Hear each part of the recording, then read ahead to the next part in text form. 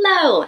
Okay, so today I am going to do a video tutorial about how I curl my hair. I've been asked a lot in the last couple of months, probably actually in the last 4 months or so, how I curl my hair, and I try to explain to people, and I think I'm just really bad at it because people always come back with more questions or telling me they're not getting the results I am. It's super easy, and I'm going to try to really breeze through it quickly for you so that you aren't stuck listening to a 10-minute video. Couple things, on the page of the blog, I posted the wand that I use. I linked to it, the dry shampoo and the oil that I use in my hair for my ends. I'll kind of explain it as I curl so I don't waste a lot of your time.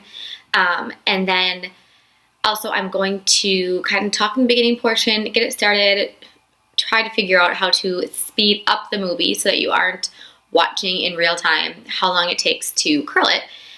And then kind of I'll stop here and there and give points I think they're needed. Other than that, I'm going to try to edit this to make it really nice and easy for you to watch. So a couple things, I only wash my hair every 3 to 4 days. So right now my hair has not been washed. Actually, it was just washed like a day and a half ago. So it's just shy of 2 days old. I wash it, I sleep on it, and I curl it the next day. So I don't ever blow dry it, or I very rarely blow dry it. And as you can see, this is, I wake up and it's kind of just from the day before. I can't really go out and do anything like this, so I need to recurl it.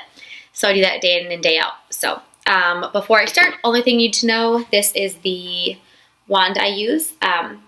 It is a 1 1/4 inch thick up here and then tapers down to an inch, maybe a little bit less. And the only thing to really make sure you know is you always curl with it down. So I'll hold it back here. You'll see when I get to the other side, I actually switch hands.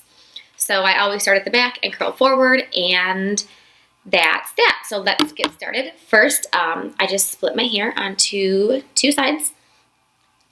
And what I do is I just start at the back top. Some people start at the bottom. I start at the top because I hate having to clip my hair, or I get it tangled less. So I start at the top. I take probably about 2 inches thick thing of hair. And I start with that, and that's really what I do in the back. So I will take the wand and just wrap it around. I always leave about 2 inches left over. That just gives it, I think, more of that beachy look that people are looking to get. Once you curl your ends, I just think it looks a little more curly, young kid, all that. So that is that. So anyway, I held that a little bit longer than normal, but put it on for, I'd say, maybe 5 seconds, maybe 10. Here, I'll kind of count this time around. So take a second piece, wrap it around. And actually, a lot of times what I will do is I will actually touch the hair with my hand. You have to be careful with that. I have made some really stupid mistakes and touched the actual curling iron a number of times, and these get really hot. So they really hurt when you burn yourself. Actually, I used to use a different wand that just damaged my hair more. It was super cheap. I mean, this one's cheap. It only costs like, this one's I think only like $35. I'll link to it, but I'm pretty sure it's only like $35. And this one has a plastic tip at the end of it, and it's really good at not damaging my hair. But this other one I had was even cheaper, and while it worked, it damaged my hair more.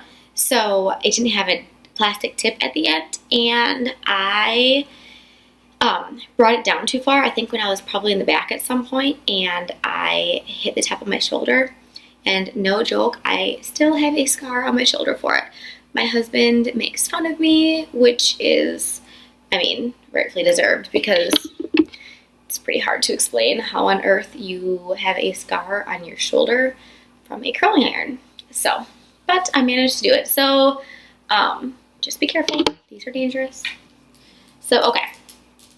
As you can see, I have finished now the middle back side of this side of my hair.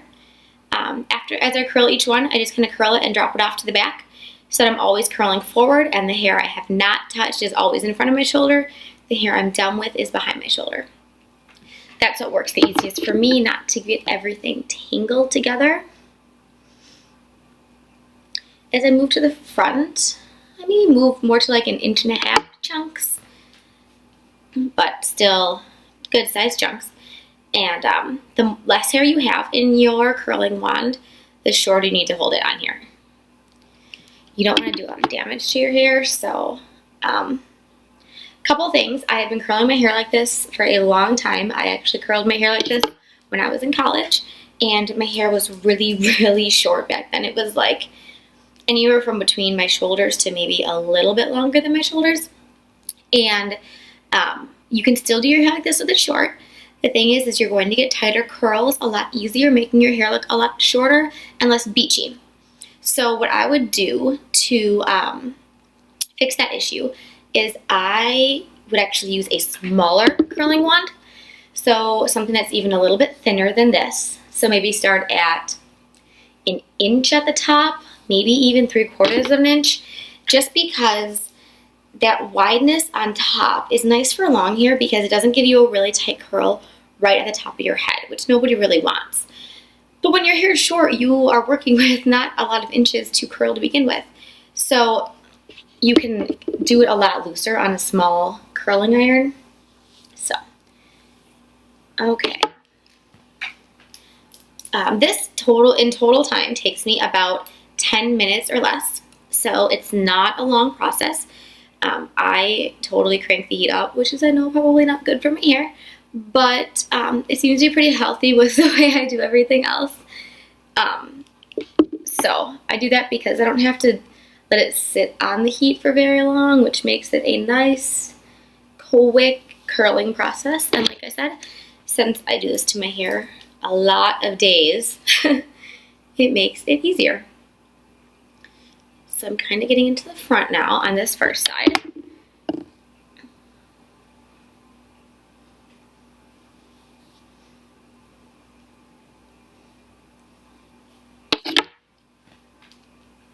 And the big thing about the front is you really don't want these tight curls. So be careful with how long you hold it.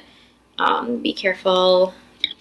If they seem tight, just kind of hold the ends a little bit like that, like I just did. And then as I get to the front, I always want like this kind of thick-ish, I wouldn't say thick, but like not a super thick strand in the front. Kind of a thinner one, because what I do with this last strand is a little bit different. I want to frame my face where my hair is not super curled. So I'll just kind of take it and wrap it a couple times and kind of just go back and forth like this. You pull it out kind of where you want. See, it just kind of gives you this like looser curl. So now this side of my hair is done. Okay, so then I need to move on to the other side of my hair. And the big thing with that is take the same size chunk, so about 2-inch or so chunk of hair. But then I switch what hand I'm holding the wand in. So now I switch with this hand. I used to keep it in the same hand because I thought I couldn't train myself to switch it. Trust me, it is easier to teach yourself to train your hand to use the other one, because you're crisscrossing, it's awkward, you kind of feel like you're playing a game of Twister while you're doing it. It is not easy. So it is much easier. It probably took me one time to adjust to swapping hands. Again, during that time, watch what you're doing because it is easy to burn yourself. But in some, it's easier definitely. So I'm going to plan on just kind of speeding this ahead here. And I'm going to stop talking so that I can just kind of speed this up, and I'll curl this side and you can kind of just keep watching how I do it. But it's the same over and over again.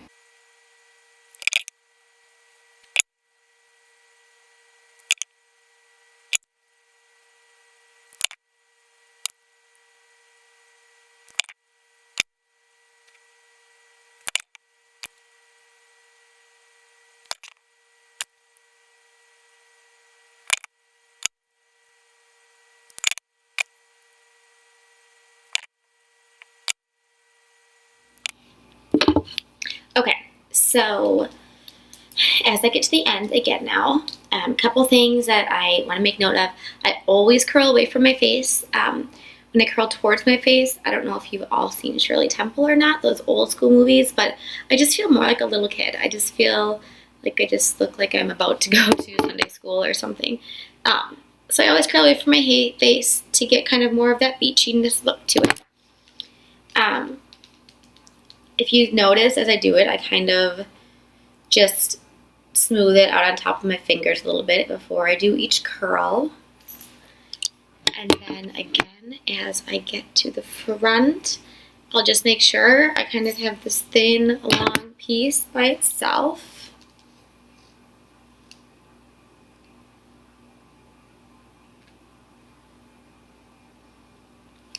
And then with that, do the same thing. We're just kind of wrap it around. And just will kind of show you. Sorry, I get a little high on there on the video, but just kind of go like that. So it gets that loose little kind of wave right there. And then some of the other questions I've gotten that I would never have even thought to answer. I never comb through my hair. And actually, I always let it finish cooling. Like you can kind of feel this side is just still warm on my face. So I'll let it sit for a minute, this side, and then I just kind of shake it out. So just kind of go like that. I don't ever like really comb all the way through it. I just kind of go like that to separate it a little bit more. I'm going to pull it back front again, and that is it. So if you get kind of weird spots, just kind of pull them down, pull them straight. This is what it looks like.